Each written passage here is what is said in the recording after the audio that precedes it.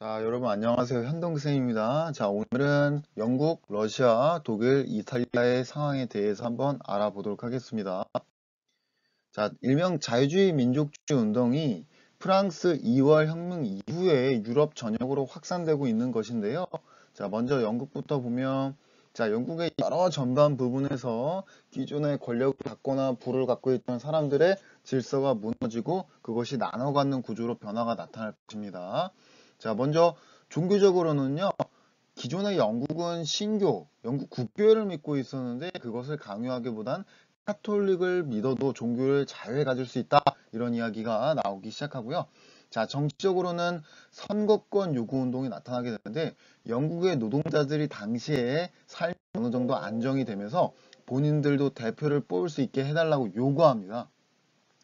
자, 이에 따라서 노동자들의 선거권 요구 운동을 차티스트 운동이라고 하고요. 자, 이들의 요구사항이 인민헌장에 담겨 있다라고 보면 됩니다. 이따가 한번 인민헌장의 내용 읽어보도록 하겠습니다. 자, 또한 경제적으로 곡물법과 항해법이 폐지가 되는데 여기서 이야기하는 곡물법이라고 하면 기존에 무역을 할 때 그 지주들이 큰 이익을 볼 수 있었습니다. 자, 그런데 곡물법을 폐지하면 대지주가 아닌 중소지주들도 돈을 벌 수 있는 구조로 바뀌어 나가게 되는 거고요. 여러분 혹시 항해법 언제 시행했는지 우리 배웠는데 혹시 기억납니까? 그렇죠. 영국 크롬웰 공화정 시기에 등장했었죠.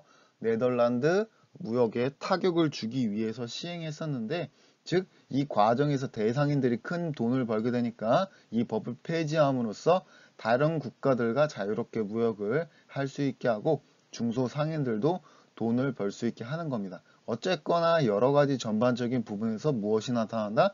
경제적, 정치적, 사회적, 문화적 자유가 뻗어나가고 있다라고 보면 됩니다. 자, 러시아는 굉장히 쉬운데요. 오직 하나만 잘 기억을 해두면 되겠습니다. 자, 알렉산드르 2세라고 하는 차르, 러시아 황제죠. 농노 해방령을 실시합니다. 자, 중세 시대의 산물인 농노, 노예도 아닌 농민도 아닌 이 계층이 존재하고 있다는 것만으로도 러시아가 유럽 대비 얼마나 후진 사회였는지를 생각을 해볼 수가 있는 것인데요. 자, 그뿐만 아니라 해방된 농노들은 실제로 본인들이 해방이 되었을 때 굉장히 좋아하지 않았다라고 하는 겁니다. 왜냐하면 러시아가 당시에 살기 힘들었거든요. 신분적으로 해방이 되었을 때 이 사람들은 좋아하는 게 보통 맞지 않나요? 자, 그런데 먹고 사는 게 힘드니까 주인한테 빌붙어서 살 때는 먹고 사는 거 해결됐단 말이에요. 그런 환경이 마련되지 않은 상태에서 농노가 국가 정책으로 해방이 되니까 문제점이 더 심각하게 드러난 거죠. 자, 오늘 배우고 있는 핵심의 내용은 요 이탈리아하고 독일의 통일이 되겠습니다. 당시에 근대 말기, 그러니까 근대 초반기부터 뭐 피렌체 공화국, 나폴리 공화국이라고 해서 이탈리아는 워낙 분열이 되었기 때문에 통일에 대한 이야기가 조금씩 논의가 되니까 이에 대해서 관심을 갖게 되었던 것이고요. 자, 독일이라고 하는 국가는 프로이센이나 오스트리아로 대표되는 요 큰 국가 주변 소국들로 분열되어 있었기 때문에 민족주의와 자유주의 열풍에 빠져들게 되면서 통일 운동이 본격적으로 나타나게 됩니다. 자, 먼저 이탈리아 보면 자, 각각의 몇 명의 인물들을 우리가 한번 기억을 해볼 건데요. 자, 마티니라고 하는 사람이 우리는 단일 통일 공화국을 만들어야 한다라고 하는 그 필요성을 제기하게 되는데 이것들에 이탈리아 당시 사람들이 관심을 갖게 되었고요. 자, 이탈리아의 통일은 샤르데냐 왕국이 주도하게 되는데 이 왕국에 카보우르 제상이 있습니다. 이 사람이 주변 국가 외교 동맹 또 내지 통일을 위해서 돈이 필요하겠죠. 중상주의 정책을 함으로써 어느 정도 통일의 기반을 닦아놓고요. 북부 지역의 통일을 일반적으로 만들어 놓게 됩니다. 자, 그러면 여러분이 생각을 해볼 수 있는 건 남쪽 지역은 어떻게 해야 되죠? 라고 하는 질문이 될 텐데, 자, 남쪽 지역은 실제적으로 의용군, 군대를 만들어서 이제 통합을 시켜 놓게 됩니다. 가리발디라고 하는 사람이 의용군을 만들고요. 이 의용군들은 빨간색 옷을 즐겨 입고 있었다라고 해서 일명 적셔츠 의용군이라고 부를 겁니다. 자, 이렇게 보았을 때 이탈리아가 완벽하게 통일이 된 것 같죠? 자, 그렇지 않았습니다. 미회복 영토도 갖고 있었는데요. 특히 정치적으로 중세시대부터 독자적인 권력을 갖고 있었던 교황령은 늦게 이탈리아 본토에 편입이 되면서 1870년이 되었을 때 완벽한 이탈리아 통일의 모습이 나타나게 됩니다. 자, 이탈리아는 반도의 국가로서 우리나라의 한반도와 굉장히 유사한 모양을 갖고 있습니다. 어쨌거나 한반도는 분열이 되어 현재로 찢어져 있지만 이탈리아는 단일 국가로 1870년 이후에 그 모습이 완성된다라고 보면 되겠습니다. 자, 두 번째는 독일입니다. 자, 독일의 통일과 관련해서는 자, 여러 가지 이야기들을 한번 해볼 수 있겠는데요. 자, 먼저 독일의 통일은 프로이센이 주도합니다. 자, 아까 이야기했듯이 오스트리아라고 하는 국가랑 프로이센이 경쟁을 하게 되면서 이 프로이센이 결국 그 경쟁에서 이겼기 때문에 독일이 탄생하게 된 것이라고 보면 됩니다. 자, 통일을 완벽하게 이루기 위해서 사전 작업이 여러 단계에 걸쳐서 필요합니다. 이탈리아나 독일이나 비슷한 모습들을 보여주고 있는 건데, 자, 관세 동맹을 체결합니다. 프로이센이 이 관세 동맹을 주도하고요. 가장 쉽게 관세 동맹을 설명하면 이런 겁니다. 프랑스의 달러가 예를 들어 잘못 이야기했네요. 프랑스의 화폐가 달러라고 이야기를 해봅시다. 가정을 해봅시다. 그럼 주변국 소국들은 뭐 엔화, 원화, 뭐 프랑화 다양한 화폐를 쓴다고 가정을 해보죠. 자, 그러면 관세 동맹한다는 것은 프로이센의 화폐인 달러를 중점으로 다른 국가의 화폐를 통일시켜 놓는 겁니다. 왜 이런 작업을 할까요? 그렇죠. 단순하겠죠? 자, 통일이 되었을 때 실질적으로 한 국가가 되면 같은 경제권에서 움직이기 때문에 미리 이 선 작업을 해 놓는 겁니다. 그랬을 때 통일이 되어야 경제적 안정 내지 통합이 나타날 수 있기 때문이죠. 자, 독일의 통일은요, 실질적으로 무력적인 수단을 통해서 이루어진다라고 보면 됩니다. 물론 그 전에 여러 회의를 통해서 평화적으로나 여러 방안들을 논의해 봤는데 그게 잘 되지 않았기 때문에 그렇다라고 보면 되고요. 비스마르크라고 하는 프로이센 국가의 재상이 등장해서 철혈 정책을 펼칩니다. 자, 이것이 아까 이야기한 군사를 이용한 실질적인 통일 방안이다라고 보면 되겠습니다. 자, 통일은 크게 두 가지 방안으로 나눠볼 수 있겠습니다. 첫 번째, 평화통일. 두 번째, 무력통일. 자, 바로 독일은 후자의 방식을 택했던 것이고, 자, 북한이 1950년 6.25 전쟁을 통해서 뭔가 군대, 탱크를 밀고 내려왔던 이유도 후자의 방식을 가지고 한반도를 통일하려고 했던 그런 생각들을 엿볼 수 있겠습니다. 자, 본격적으로 학습지로 가서 조금 더 빈칸을 중점으로 자세한 내용들을 한 번 더 확인을 해보겠습니다. 자, 영국의 자유주의 운동, 종교, 정치, 경제적으로 여러 가지 이권들의 구조가 변화가 될 겁니다. 전에는 소수의 사람들이 권력을 갖고 있었는데 그것이 여러 명의 사람들이 권력을 갖고 있는 구조로 변화가 된다라고 하는 겁니다. 종교적 차별 폐지, 카톨릭, 신교 모두 믿어도 좋습니다. 선거법 개정 과정, 노동자들이 선거권 요구를 할 겁니다. 일명 이걸 차티스트 운동이라고 하고요. 자, 그 내용들을 한번 읽어보도록 하겠습니다. 자, 인민헌장에 그 내용이 담겨 있고요. 첫 번째, 21세 이상 모든 남자의 선거권을 인정하라. 두 번째, 하원 의원의 자격을 재산으로 제한하지 마라. 세 번째, 하원의 임기는 1년으로 하라. 네 번째, 인구 비례에 의한 평등한 선거구제를 실시하라. 다섯 번째, 의원에게 연봉을 지급하라. 여섯 번째, 비밀 투표제를 실시하라. 자, 당시에는 비밀 투표가 잘 시행되지 않았나 봅니다. 자, 그만큼 아직 후진 사회였다라고 하는 걸 인민헌장의 요구를 통해서 우리는 반대로 생각을 해볼 수 있습니다.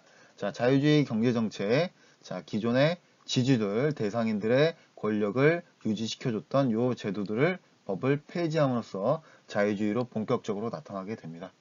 자, 네 번째 러시아의 개혁이라고 하는 부분을 보면 자, 핵심은 바로 여기에 있을 겁니다. 농노해방령에 있을 건데 앞뒤 전후 상황들을 한번 살펴보겠습니다. 자, 청년 장교들이 러시아가 너무 후진 사회다 보니까 반란을 일으켰습니다. 실패했기 때문에 반란인데 자, 여기서 농노제 폐지에 대한 요구가 나오고 있습니다. 그게 뒤늦게 알렉산드르 2세 때 시행되었다라고 봐도 될 것 같고요. 자, 니콜라스 1세 때는 오히려 전제정책을 강화하고 있었습니다. 더 후진 사회로 돌아가고 있는 후퇴의 모습이 보여지고 있는 거고요. 자, 그래도 18세기 말 내지 19세기 초에는 계몽주의 운동이 확산되면서 뭔가 자유주의 내지 기존의 사회의 문제점에 대해서 제기하고 있는 모습들도 관찰이 되고 있겠습니다. 자, 이탈리아 통일로 넘어가 보겠습니다. 자, 나폴레옹 전쟁과 2월 혁명의 영향으로 이탈리아에 억압된 민족주의와 자유주의가 나타나게 됩니다. 자, 통일의 역설을 하고 있는 사람은 여기서 보이는 마치니라고 하는 사람입니다.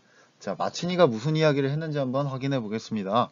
이탈리아 반도에 모여 산다고 해서 이탈리아 민족이 성립되는 것은 아니다. 우리는 반드시 하나의 나라로, 그것도 그냥 나라가 아니라 민족 성원 모두가 투표권과 교육과 일자리를 보장받는 공화국으로 통일되어야 한다.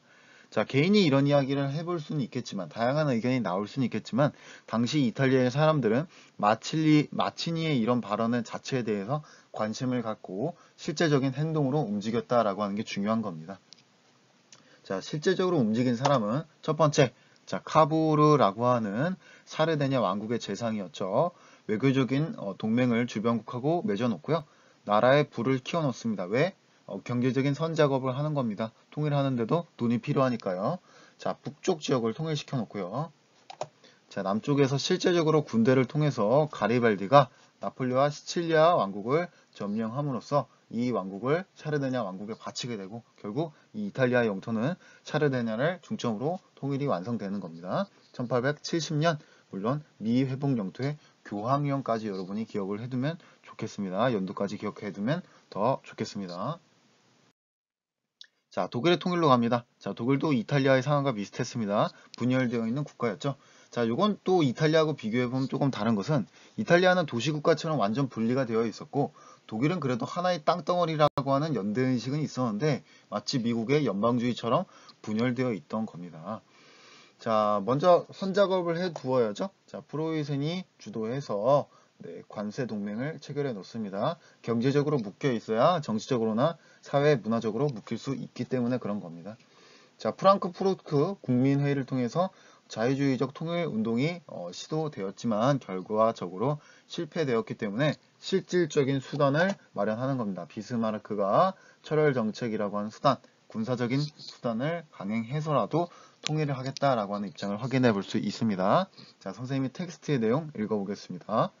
독일은 프로이센의 자유주의가 아니라 그 군비에 주목해야 한다.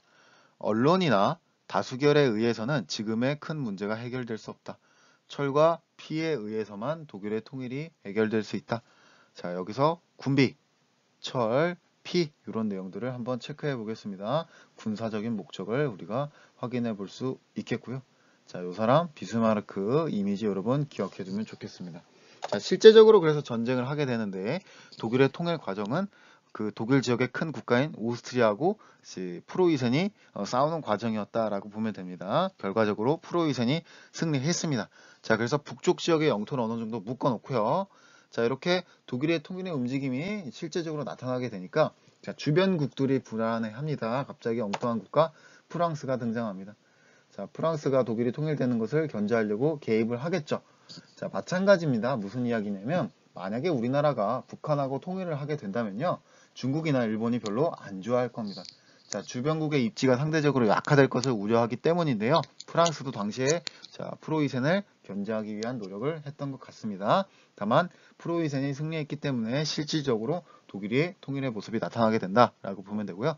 1871년 프로이센이 이제는 독일 제국이 돼서 하나의 단일된 국가가 만들어지는 모습이 결과적으로 보이게 됩니다.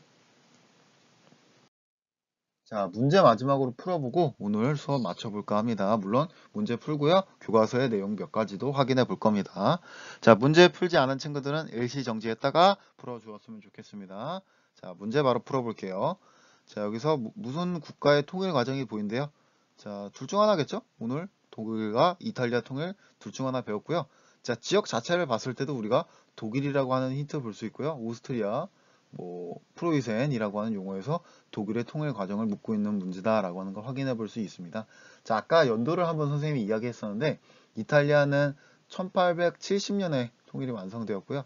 독일은 1871년에 완성되었다라고 하는 거 봤을 때 자, 5번의 보기를 여러분이 골라낼 수 있을 것 같습니다. 즉 무슨 이야기냐?